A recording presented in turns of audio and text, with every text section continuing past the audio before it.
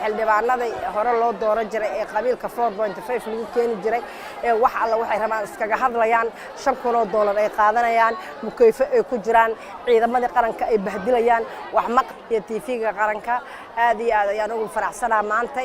in codkayga aan ku ciil bixi karo oo qof alla qoftaan rabay ee Soomaaliyeed aan dooran karo qafti maamulkaas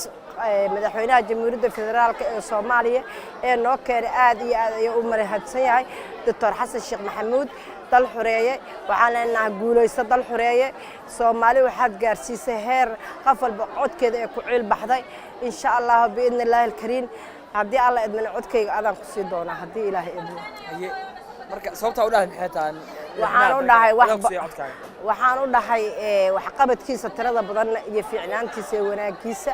iyo waxyaabihii oo soo qabtay oo Soomaalida badana dad mucaarada oo xaqira ay jiraan laakiin wax weyn oo dalkeena ka qabta xagga nabadgelyada ay u badan tahay ee aan ku naaloonayna meel kasta aan ku marayno habeenkii 8 saac 9 saac meelahan rabna aan mari karno waxaan leenahay Xasan Sheekh Maxamuud ciidamada qaranka oo garab taagan yahay inuu la diro qawaariijka iyo al-shabaab oo diyaar u yahay in wadanka laga sifeeyo oo diyaar u yahay laakiin carqalado badan ay haystaan madaxweynaha insha Allah taala waa laga guulaysan doonaa al-shabaab wadankeena wadan nabad ah noqon doonaa mudane Xasan Sheekh hadii la doortay hadaan la dooranba wadankan wiligiis kama bixin waana ku naaloo doonaa insha Allah hadii geeri oo ka fakado annaguna insha Allah sida uu si naaloo doonaa hadii alla idmo waana ku mahadsan yahay inuu codkayna maanta qiimo u yeelo oo qof alla qoftaan raba oo Soomaalida aan dooran karo marka maxaa marka ay ka dhigan tahay in maanta dadka shacabka ahaa inay feel galaan oo kaarka cod bixinta ay qaataan maxay ka duwan tahay maadaama si nabada dadku halkan ugu yimaadeen waxay ka dhigan tahay xildhibaanada hore loo dooran jiray ee qabiilka 4.5 lagu keeni jiray